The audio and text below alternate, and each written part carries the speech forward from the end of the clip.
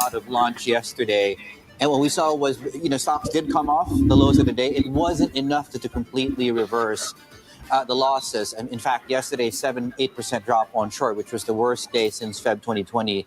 If you remember, that's when the coronavirus and COVID hit mainland China first and foremost, and we did see a sell-off there, just in terms of historical context of the move yesterday.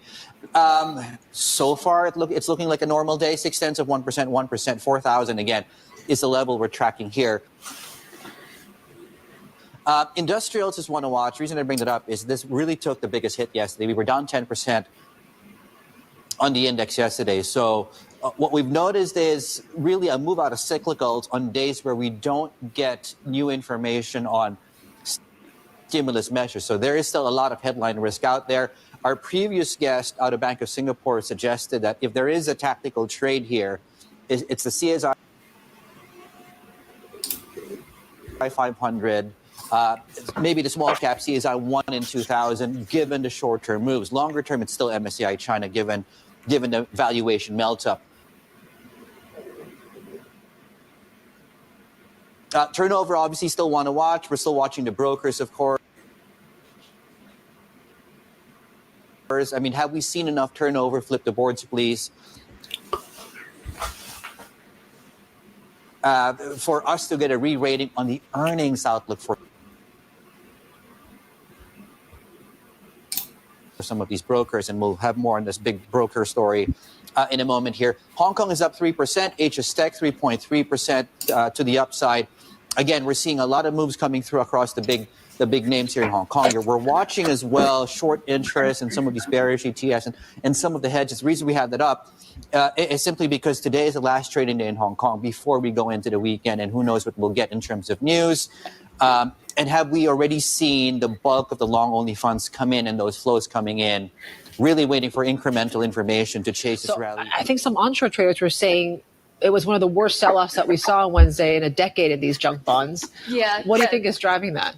That's right. I think it's one of the ways that the stock rally is really manifesting out other asset classes. You're seeing people who have been parking their money with these safe corporate bonds for years. They're moving out of the corporate bond market into risk assets. So you're seeing a lot of sell-offs. A lot of the investments here are retail driven. So the retail investors have put their money into wealth management products that invested in the local bond. And now these wealth management products are actually facing huge redemption pressure because people want to take their money out in order to invest in the stock rally. All right. So we've had some significant news today. We've had China coming out of their 2-day, drop in stock prices. Chinese stocks have come up, so they should do okay today. And meanwhile, on the U.S. side, we had an inflation report that came in worse than expected. Inflation did rise, which isn't good. When we look at inflation, the inflation rate went up. I think the month-to-month was the one that caught my attention. It pretty much was expected to go up 0.1%, but it went up 0.2%, which is a substantial increase. I mean, it's not a really bad inflation level. We're at 2.4% inflation, so that's good inflation. But I think it probably influences the Fed to slow down with these expected rate cuts. I mean, why are you going to start cutting like crazy, especially if you cause inflation? I think that's going to be very unpopular. So I think the expectation that the Fed would decrease interest rates very quickly, those expectations are beginning to slow down. I don't think that's going to happen all that quickly. That said, I think we should see that interest rates are going to stay where they're at for a little while, and stocks may be feeling it today. Not too bad. I mean, so far we're a couple minutes into the trading day, and the Nasdaq's down 0.38%, S&P's down 0.25%. That isn't too terrible. So we've got a good thing going on the China side. This is the Shanghai down below. They already closed their stock market, and it was up 1.32%. So that's good news that the sell-off in China stocks, and I think part of why there was such a big move down in China stocks is that they were pretty much out for a week. That exchange was closed for a whole week. So they kind of came back with the people that wanted to sell certainly sold their stocks over the last 2 previous trading days. They've got their Thursday in the book since they're literally 12 hours ahead of where I'm at. So that's interesting. It's good to see that China's bounced back a bit, and it's not going to go down that quickly after all.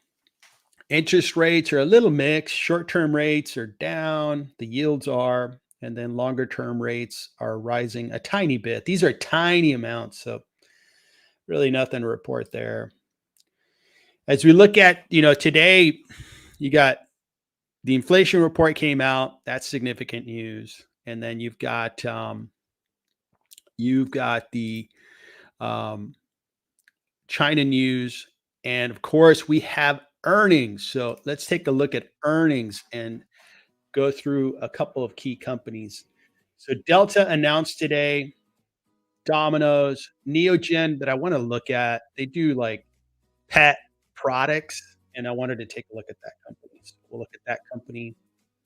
Maybe even Tilray Brands. We'll take a look at Tilray as well. So let's start off with, before I jump into Delta, Mr. N. Kiter, good morning. Not very active these days.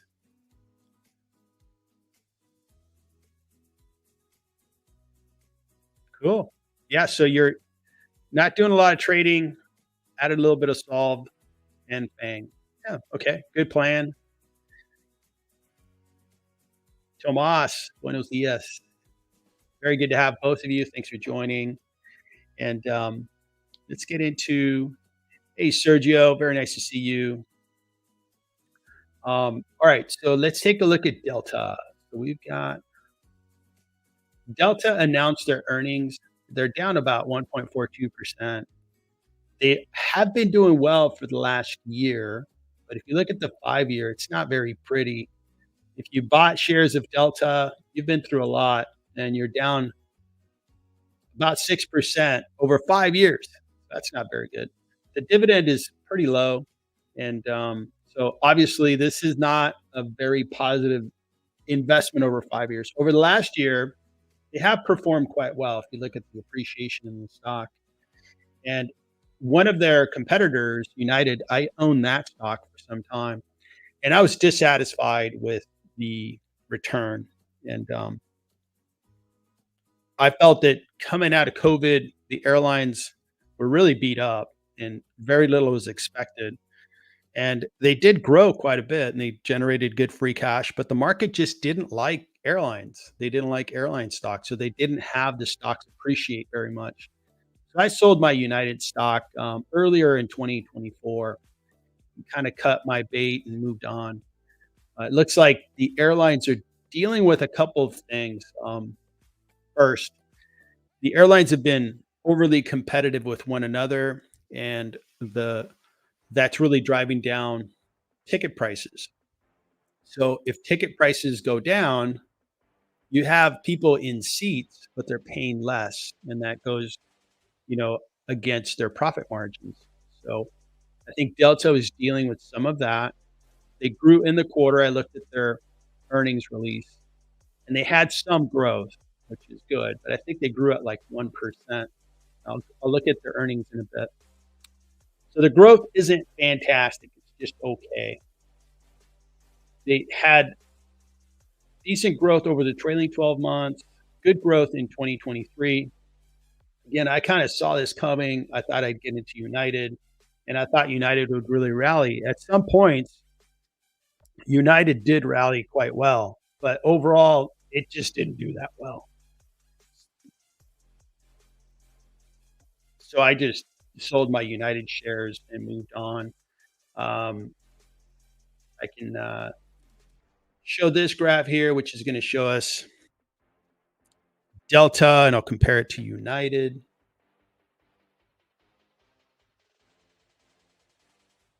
Show you my United shares. They didn't do terrible, but they didn't do well. It's kind of like caught in between. The past year, they kind of tracked each other. United did, fairly well if you would have bought at the low. I ended up selling earlier in the year. I sold and made a modest gain, but overall, airlines are not great investments. I knew that buying into United, it was going to be a year, 2 year investment, but I didn't intend on staying there forever. I just saw the big drop as big opportunity. I thought that coming out of the pandemic, people would really want to travel, and that was the case. And I made a little bit of money, not enough. I think I want to get out of the space. I got out of the space, so we'll see how they do. So the things that are going to really put downward pressure on Delta, United, American is all this competition. They're competing against one another and driving down prices. And that means that there's going to be less profits. So that's going to be one of the forces that is going to keep them from being as profitable as they can be. We will see how things play out. Looking at their financials, they're a sound company. I would give them that much. But let me look at before I move over their financials. Wanted to look at their balance sheet and see how their balance sheet is looking. So they have debt of basically 21.5 billion and EBITDA of 8.32 billion. So they have right there, they're just a little over 3 times EBITDA for their debt. Not too bad. And considering that they made it through a massive pandemic, I think their balance sheet is going to be okay. But overall, that's what I don't think airlines are going to ever be a leading industry where, wow, man, airlines have tripled in value in the last, couple of years. I don't think we're ever going to see that. It's a very old industry. They've been around for a long time. And being around for a long time means you have a lot of competitors. And I think it was Spirit that is having financial trouble because they're a very low cost airline, and they're having a tough time just turning a profit. So Delta is going down 2%.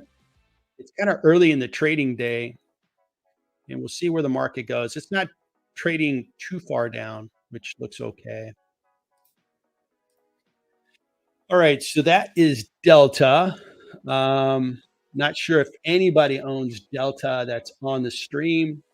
Let's take a look at Domino's. I'm sure somebody's flown on Delta at some point, and I'm sure somebody's ordered a pizza from Domino's. Domino's was up earlier today, I think before the market opened, it seemed like the stock was trading higher. Now it's down 2% roughly. And I did not like what I see in Domino's.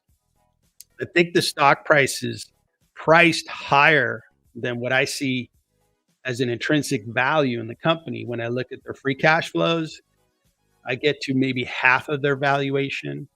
And if you look at their earnings per share, maybe you can justify the price. But I base most of my intrinsic value on free cash flows.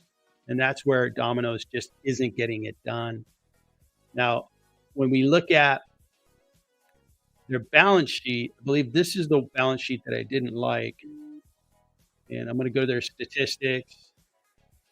And we're going to look at, so EBITDA is 921 million, okay?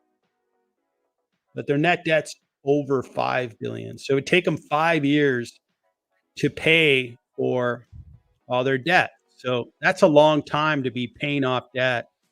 And that wouldn't pass my test, my balance sheet test. It's got to be 3 or less, preferably. And if you're down to 1 or less, that means you're really, really strong.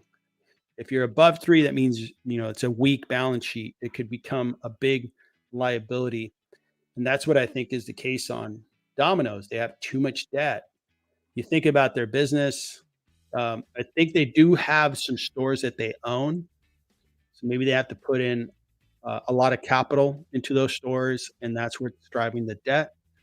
They should be doing really well because their revenue was really flying high during COVID. They had a really nice COVID bump where people were ordering pizzas, get them delivered to their homes because we had all the social distancing.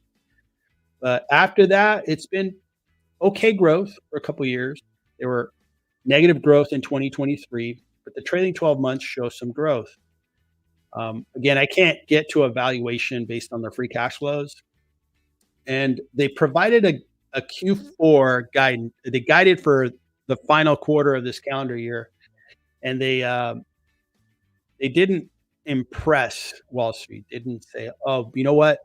We're going to do really, really well." No, they just kind of guided and led people to believe that it was just going to be an okay quarter again.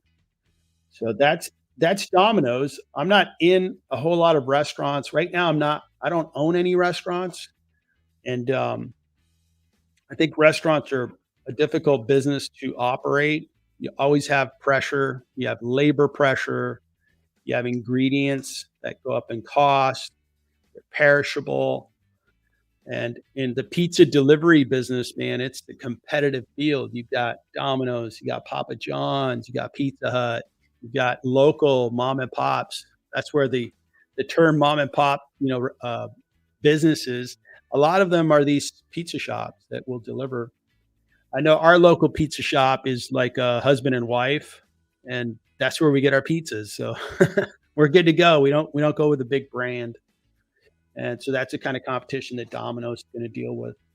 But having a choice, I'd rather be in businesses where that particular company doesn't have a lot of competition. They can really drive a lot of profitability out of the business because they don't have a bunch of competitors like in the airline business, just, kind of beating each other up on price. The pizza business, they have to run coupons and specials to get customers to order maybe for the first time. I know I've taken Domino's up on some of their specials. They run some pretty attractive specials.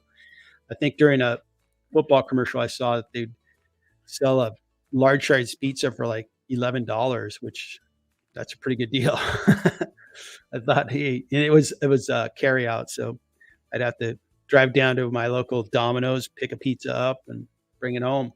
Nice, tasty $11 meal, and my whole family can eat off of it, which is a super, super good value. So Domino's, we'll see where it ends up.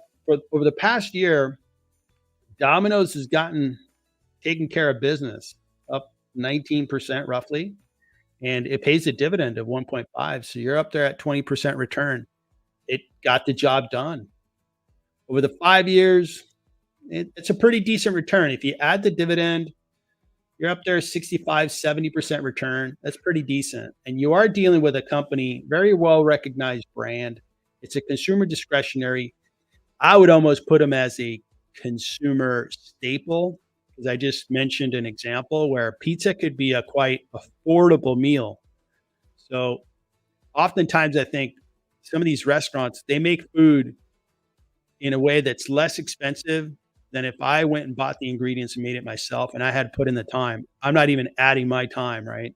Or some of the consumables, like if I'm cooking it in a pan and putting seasoning and stuff. So when I go to a Domino's or I go to, like Chipotle is pretty good value when you consider what you're getting, in my opinion. So having said that, I kind of put these guys in a consumer staple-like kind of category. I know they are in consumer discretionary because they're a restaurant, but they're not a high-end expensive restaurant is where I'm getting to. So that was Domino's. And looks like Mike, the dividend investor guy. Good morning. How you doing? You sold your Domino's and bought pizza. What is pizza Papa John's? take a look at who pizza is.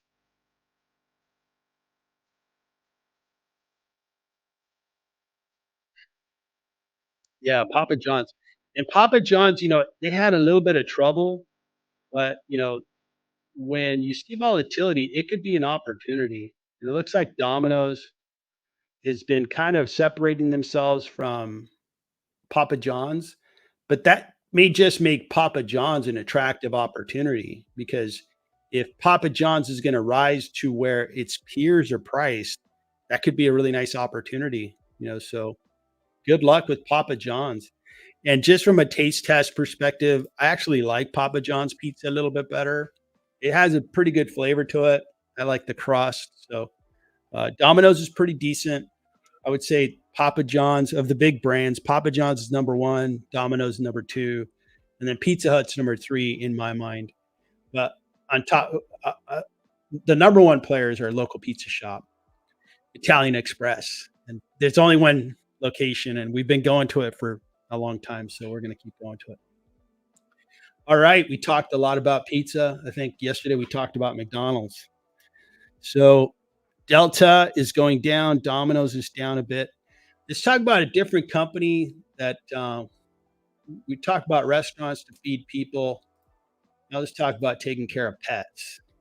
And we're talking about Neogen. And Neogen, this is a new company to me, but the category, I think most of us are familiar with it. So Neogen Corporation, together with its subsidiaries, engages in the development, manufacture, marketing of various products, services, dedicated food and animal safety worldwide. It operates through two segments, food safety and animal safety. Food safety segment offers diagnostic test kits, related products to detect dangerous and unintended substances in food and animal feed, including foodborne pathogens, spoilage organisms, natural toxins, food allergens, ruminant byproducts, meat speciation, drug residues, and pesticide residue. So it's good that a company like this is operating so it can keep our food, clean and free of contaminants. Could have sworn it was up earlier. Now it's down. So the company overall is down 18.5%. They announced today. Let's take a look at their announcements. This one is, I didn't look at it closely. I didn't have time, but they're a $3 billion company. What's their industry and sector? They do diagnostic and research, and they do it within healthcare. I don't know that.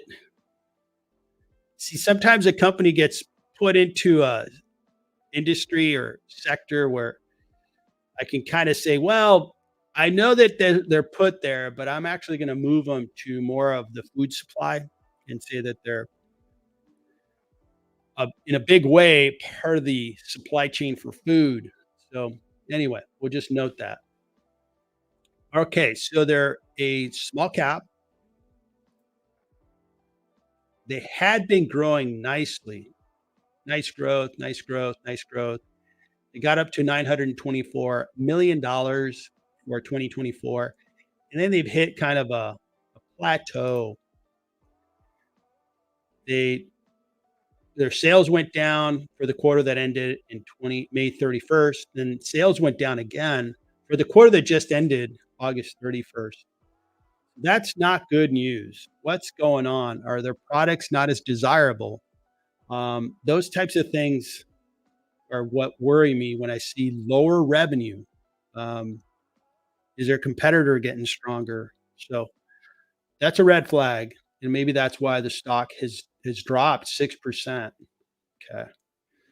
So let's take a look at balance sheet and cash flow and see if this thing is worth further analysis. We'll start with cash flow.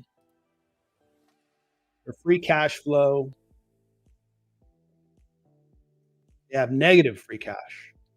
That's a problem. And then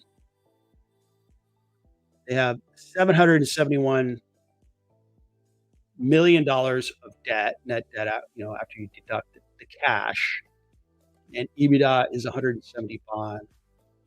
you're looking at like 4 times EBITDA for a company that's burning cash. It's not looking good. It's not looking good at all. I don't like the balance sheet. I don't like that they produce negative free cash flow. Um, they've been unprofitable for 2 years in a row and working on year number 3 to be unprofitable. Free cash flow has been negative in 23, 24, and then the trailing 12 months is getting worse.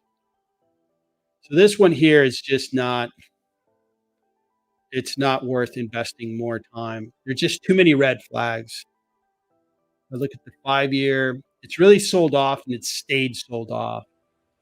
I'm not sure what's happening with the business, but that's one that announced today. It's down 5.73%. That's a pretty good drop. And take a look at the market. So markets are still fairly flat. The Dow is kind of holding its gains. The Nasdaq's down a bit. See if I can get to looking at stocks by their sectors. All right, the number one sector is energy. Oil prices are up, so that's going to help oil companies rise in stock value. Utilities are up. Materials are up slightly. Technology was at the number one spot yesterday. Now they're in last place. Well, overall, it's the best sector, but I think that's kind of funny. And consumer communication services is down again. Consumer communication services was down yesterday, and big part of it was, I think the biggest cap in that space is Google Alphabet.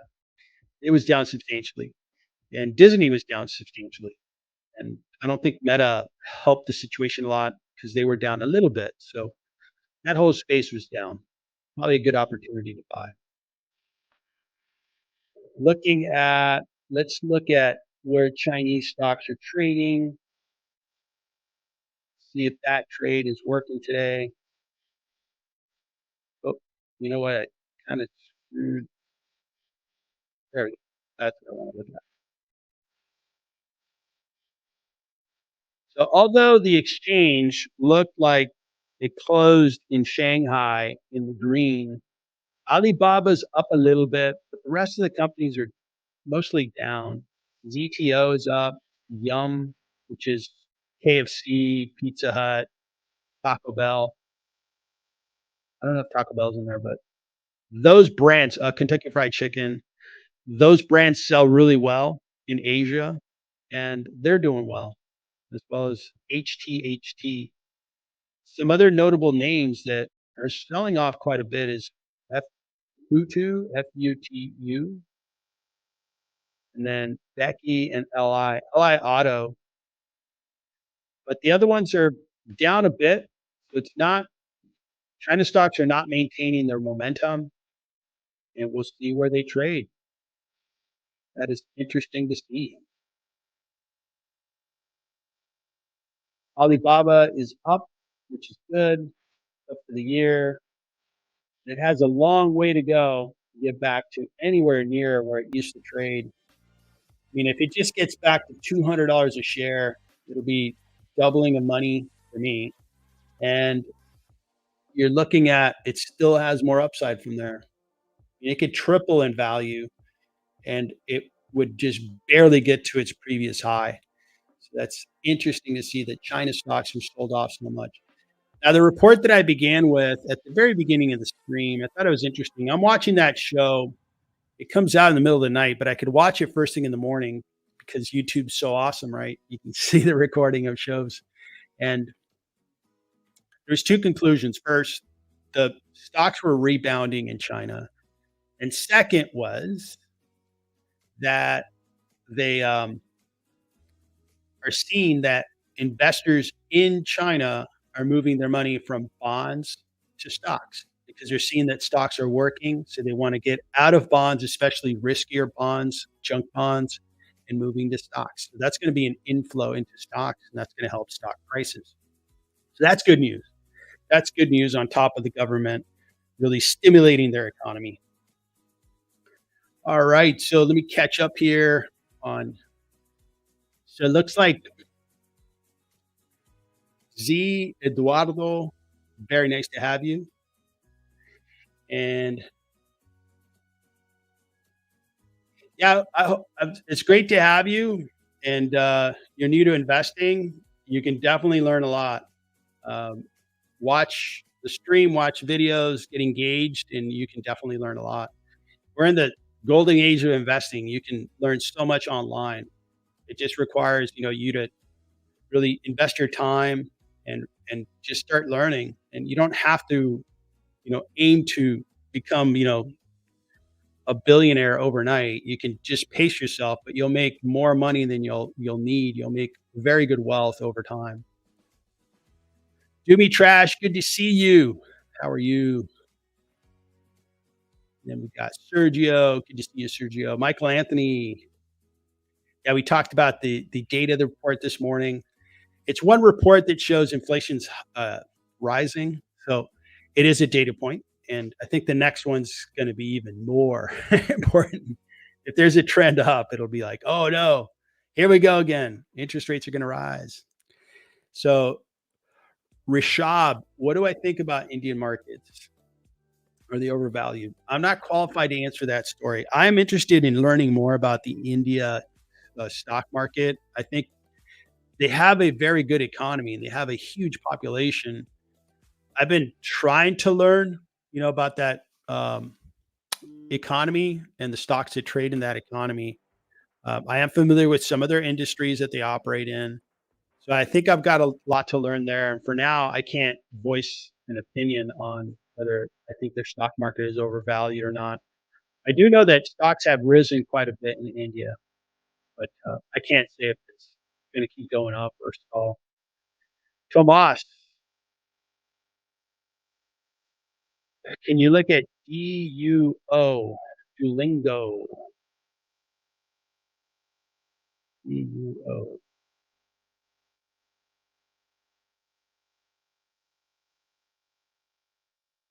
I'm seeing Duolingo here. So I'm going to go with Duolingo. All right. So Duolingo has market cap of 12.6 billion, and so it operates a mobile learning platform in the United States, United Kingdom, and internationally. The company offers courses in 40 different languages, including Spanish, English, French, German, Italian, Portuguese, Japanese, Chinese, through its Duolingo app. Yeah.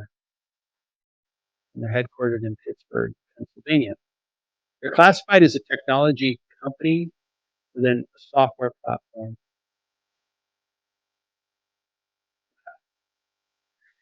And this is a space where AI is really going to reshape, this particular space. So these guys, I would imagine, are really trying to create their own AI app. I'm going to open up their website and then come back to it. But let's look at their fundamentals and then we'll go to their website. So they're a $12.6 billion company. Its revenue is $634 million. Net income is $66 million. Good that they're profitable. PE is super high. Holy smokes. That's really high PE. Analysts think it's a buy, but it's being sold at a premium. So really good growth, excellent growth. I've looked at Chegg, and we'll look at Chegg after this. And Chegg is interesting, and I think if they can figure out how to grow, Chegg is going to be a 4 to 8 bagger because their stock price is so low. Let's see what Duolingo's got going on and how they're sustaining their growth. So they're growing their company. When are they going to announce? Let's see. They're going to announce on November 6th. So we're about a month away. And we look at their financials. They're growing really well. Okay. We'll look at their balance sheet to see if they have a quality balance sheet. And their balance sheet is got a lot more cash than they do debt. So they really don't have any debt. That's excellent. Good job. And we look at cash flow. They are generating $224 million of free cash flow. They're growing their business really nicely. This is a $7.5 to $10 billion business. Now, they're growing really fast. So I think investors are saying, oh, they're going to be giant. I'm not sure yet. This may be a reasonable price, but I'm not sure yet. 185% over 5 years, 67% over 1 year. Holy smokes! Someone could have invested at 160 not too long ago and almost doubled your money since August 5th. Man, that is a good rate of return, if I may say so. Well,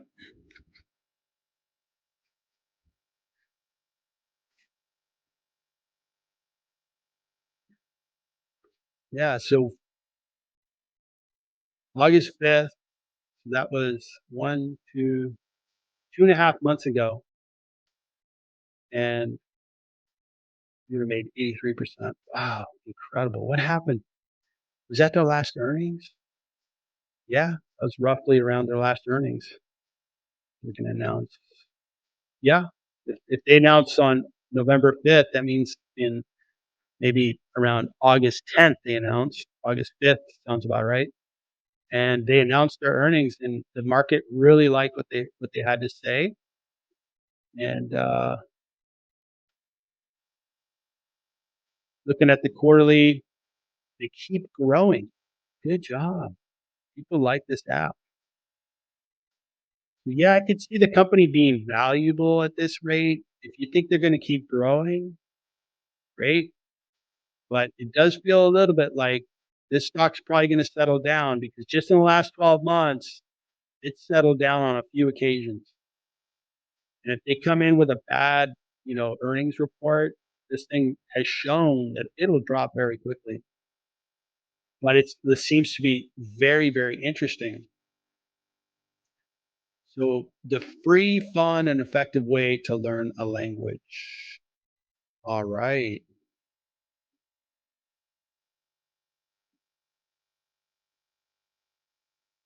So people really like this app, and you can use it on your phone, personalized learning. So it sounds like it's a self-paced to learning. It says it's free, so it's probably doing a lot of advertising. Oh, try 2 weeks for free, and then you have to pay. Okay. But this is totally a good idea. I mean, if you're going to travel to another country or you just want to learn another language, this sounds like a pretty good app. So very interesting company. We're just showing up, a little bit late. But with a small company like this, their stock price is really going to move because the market cap wasn't, especially 2.5 months ago, since it went up 80 some percent. That means the market cap was around 7 or 8 billion and it jumped up to 12. Neat little company. The company I'm keeping an eye on is Chegg. And when is Chegg going to report? And the reason I keep my eye on Chegg is they generate free cash. They're profitable. So if their business can grow, it's a lot like Duolingo. Their platform is very profitable. Analysts think it's 262% discounted. So they think you can triple your money in Chegg. And you might, because it's $1.53 per share. If we look at where Chegg has traded in the past, they were trading much higher than that. They were trading at over $100 a share. Now the stock market's saying they're worth a little over 1 cent on the dollar when you compare their all-time high to their current stock price. And you think, wow, well, are they on their way to being bankrupt? My answer is no. Well, take a look. Now, the bad news about the company is just one more thing is Their forward P is 1.87. 1.87. Incredible. This is why the stock has sold off. These are significant revenue declines, but it's not like completely fallen off the face of the earth. They have to figure out how to grow. And these guys do education services. So somebody's learning a difficult subject, they can go on the Chegg platform and get answers or ways of learning a particular subject, whether it be mathematics, I think the life sciences, and so forth. And that in the United States, and I'm sure around the world, it just seems like the next generation's going to be that much better educated and have knowledge that is higher, especially comparing like my age to like my two sons. They're getting into classes. They're about 2 to 3 years ahead of me. It's just reality because they have access to so many learning resources now, and Chegg is one of them. And my son, that's a junior in college, he uses Chegg and he pays for it. So he thinks it's better than anything that's out there, and he continues to find value in it. So he pays a subscription. Again, if they can figure out how to grow, this stock is going to take off. The big threat is AI. They're expecting that AI, and some people say, oh, we can go on ChatGPT and ask it questions. You can, but it gives you a summary level detail. And then very quickly, ChatGPT wants to charge you a subscription. And my son's told me that he has a subscription to ChatGPT. He has a subscription to Chegg. And he's like, Chegg is way better. You really do get the knowledge transfer that you need in a particular subject. It's specialized for learning. So I took his input. I kind of used my rationale. ChatGPT, I've used it quite a bit. I've used Meta AI, Gemini, and Copilot. I think they do a very good job. I think it's one step beyond search, but it doesn't do the full job. Like when we analyze companies as an example, they give us good data points, but we still have to do the work. We still have to understand how to analyze companies. So how is Chegg going to grow? They're trying to get their AI, application to work. And I think that could be a very good use case. So far, it's not catching on. Users of the AI app prefer the traditional way of getting support, because the traditional way is a human being created the answer to a very regularly asked question or query on a topic. And based on how people rate that answer, it's kind of like crowd adoption, or um, the more likes a particular answer gets, it gets propagated to the top, and the content creator will get financial reward for that. If they're good, they're going to get a financial reward. All that's really good. That's group thinking, or group learning, excuse me. And so I'm looking for their earnings. It is October 28th. I may buy just to have fun. I don't know, $1,000 or $5,000 in Chegg, because man, if they have any good news, this stock's going to go up 25%. If they have bad news, they're not too far from zero.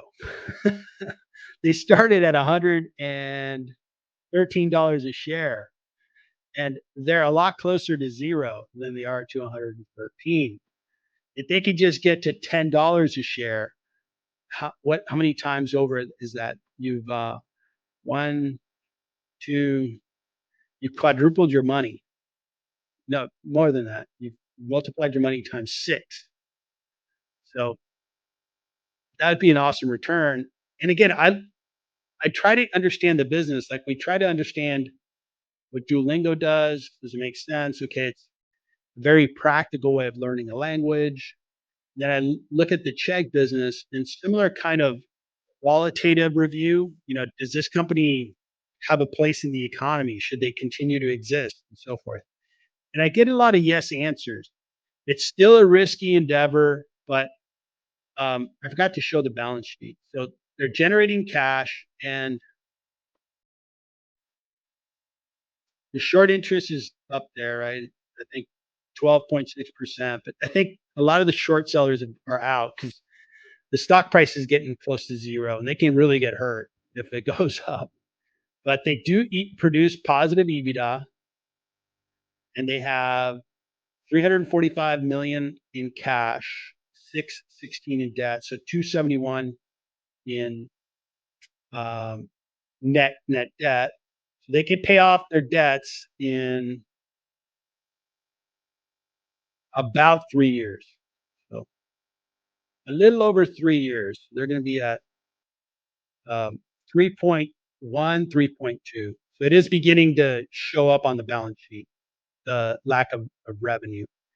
And I think a reason for the cash flow going down a bit is that they're putting more capital there. And I should say the reason why the profitability is going down is they're putting more into R&D, trying to create that AI app that's going to be like the next generation for Chegg.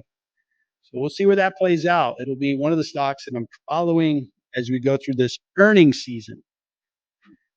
All right, so that was Duolingo.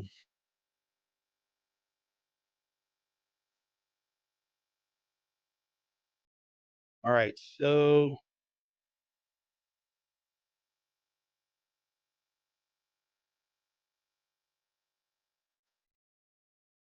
Duolingo's an app. Yep, got it.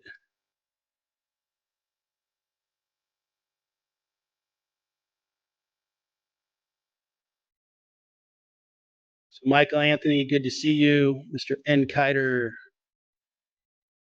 So BHP, I am familiar with BHP. It's a materials company, and it's. I wonder how has BHP been performing for the last year? Some material companies have been doing quite well.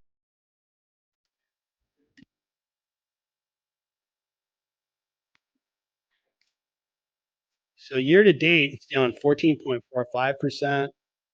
So pays a nice dividend of 5%. These guys have mines. They mine for iron ore, copper, a variety of metals. It's a big cap company, 149 billion, revenue is 56 billion. This company, from what I know, really supplies China and that type of supply chain. So if China is going to start growing at 5% a year, I think BHP is going to have a couple good years. Not a bad place to be.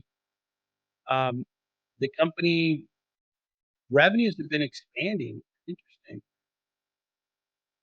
So why is there the revenues are beginning to expand?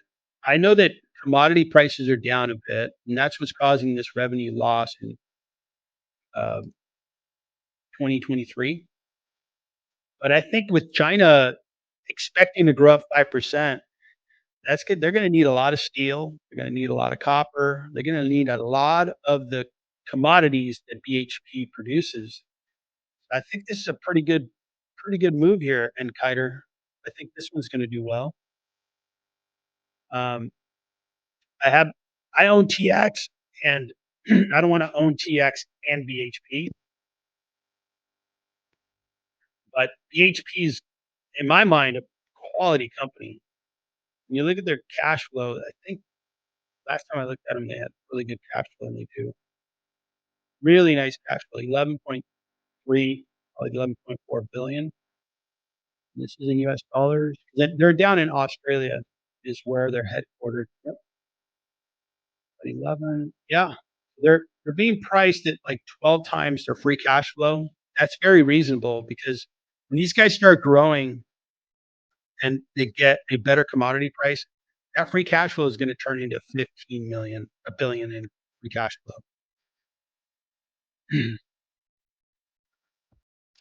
So the free cash flow, you can see that when commodities go up, one year they did 26 billion free cash flow. And I think their dividend will rise and fall based on their free cash flow. But in that year, you would have received a huge dividend. So that's a pretty good place to be. I like that, the economy is going to start pulling a lot more commodities into its supply chain, probably going to raise commodity prices, and BHP is probably going to be in a good place. They're profitable, looks good. Yeah, I like it. I have TX, very similar, located in a different parts of mostly Latin America, but I don't want to own BHP and TX. I have to pick between one or the other. I think this one's a really solid one. Good luck with it. You just add it to your position in BHP. Yeah, I think you're going to do well with that. I would not be surprised if we go a year and the stock's up to like 70, $75 a share. And the dividend forecast is good because they're like, hey, we're getting more for the commodity. We're going to be able to pay a better dividend. We can totally see that. Mike, the dividend investor guy.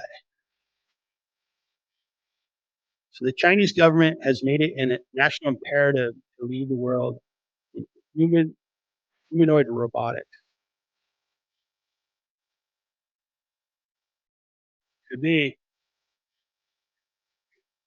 It's just, the thing about automation. I'll tell you a story. Um, so I most of my career has been helping companies modernize their software platforms, and that included working with companies that do logistics, warehousing, and so forth. And I would say about 15, 20 years ago, the idea that warehouses were going to be super automated, that was like the expectation, and everybody's really excited about that. And as I visited with customers who made the investment in really expensive automation in the warehouse, they all, I would say that I think in every case, they realized, even Amazon, I'll come back to that, they realized that automation and robotics and that kind of thing takes away your flexibility. And in the situations in warehouses where they had robotics, conveyors, all this automated equipment, they ended up tearing it out and writing it off and getting rid of it because the consumer changes preferences. Then you have to change your inventory levels. You may go from selling very small items in eaches to your customer prefers to buy in bulk and they want to buy bigger items. Well, what they realized was they were spending a lot more money and it removed their flexibility from being able to adjust to market conditions. So when we look at robotics and so forth, I think for some use cases, it makes a lot of sense, especially if you have very toxic, manufacturing processes. Totally, like semiconductors, those are very much robotic, right? These semiconductor, you know, uh, uh, machines are pretty much getting all these circuit boards out because it's humanly impossible to do it. Humans cannot do it. So you have to have robots do it. So you have no choice. You have to use a robot. But when you have business operations, manufacturing operations, supply chain operations, and you go too far into automation, it's my expectation that those companies are going to lose market share. They're going to lose money. They're going to write off a lot of that investment because that's what we've seen over the last 20 years. And I've worked in that space. Not saying that that's going to happen across the board, but if China decided to do that, I think they're going to learn a valuable lesson and probably pay for it because you can't just automate everything. Some things, you know, humans will still be able to adjust. If something was working 6 months ago, it doesn't mean it's going to work today. And if your customer will is asking you to change and you need to be responsive to your customer, robots don't allow you to do that. When you have robotics, you have to think through everything you want them to do, and it's almost like your expectation is that's how we're going to do it for the next 20 years. Well, that business changes way too fast. Amazon has learned that. Amazon doesn't over automate, and Amazon knows their stuff. My younger boy did an internship at an Amazon warehouse, and I was really curious to, talk to him about. So tell me about their warehouse. What kind of automation do they have? And they had very little automation. Instead, they have very good methodology, and they operate really, really, really well. And the case in point is what sells on Amazon is an ever-changing list of products. And where they're buying from is a constant evolution. If they try to put automation, put kind of this is how we're going to do it mentality for the next 5 years, they're going to throw that away 6 months later when they realize, oh, the business has changed. We got to change with it. We got to change with customer preferences and expectations. So just a quick comment on that. We'll see how it goes. All right. So we covered, I think, a good coverage on the economic report, what the market's doing, the earnings that caught my attention. Later today, after the close, we got some smaller companies announcing. I don't know what Tilray Brands does here. They announced as well. So Tilray Brands is a lifestyle consumer products company, engages in the research, cultivation, process, and distribution of medical cannabis products in Canada, the US, Europe, Australia. Okay. So cannabis companies were supposed to make so much money, if you remember, I don't know, 10 years ago when cannabis was being legalized in different places. These guys are growing. Looks good. Why is your stock selling off? Are these guys generating free cash flow? Nope. Cash burning operation. Yeah. Yeah, cannabis has not been as profitable as they thought it was going to be. And I can't tell you exactly why, but I can just show you their financials and say, it doesn't look like a very desirable business. So Tilray Brands worth $1.38 billion, and they're unprofitable. Interesting. And it's down today. Okay. Oh, well, the stock market's kind of flattening out. We'll see how it ends. 2 good days followed by an okay day, like a little bit of a pullback, not too bad. And China, I thought was going to do better than we're really realizing over here stateside. Things are getting a little better. JD went in the green, 10 cents in the green. We'll see where that goes. So. All right, it's going to be interesting days ahead. For the next 30 days, we're going to see a lot of earnings announced. It's going to be every day we're going to have something to talk about. So we'll talk about like the big names, talk about stocks that you're paying attention to. And what do you got there, Mike? China stocks are down. Yeah. So as long as they don't keep dropping, I think it's encouraging. And it looks like they're rising a little bit. So I'm going to give them, a couple of weeks to figure it out. But I still think fundamentally China's a good place to invest for me. And I don't have a ton of capital there already. So I want to move some of my capital there and continue to diversify around the world. So that is a wrap on our live stream. I appreciate you joining. I really do. And I really encourage you to become a paid community member.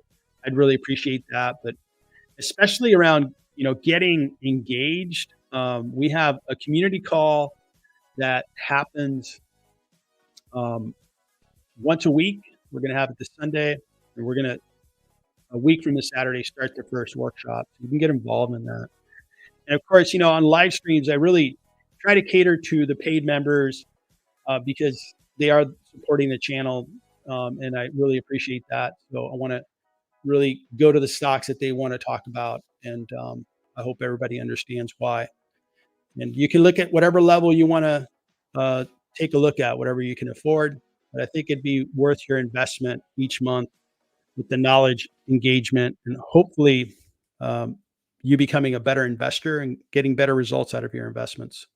So please consider that. More details are in the description of the live stream. And you can also visit the community page on my channel. So with that, everybody, enjoy your Thursday. Thanks for tuning in. I appreciate it. I'll be back on tomorrow morning, same time. We'll kind of wrap up the week and see how we did this week. So far, I'm still in the green. Hopefully we stay that way at the end of this week. Everybody take care. Thank you again for tuning in.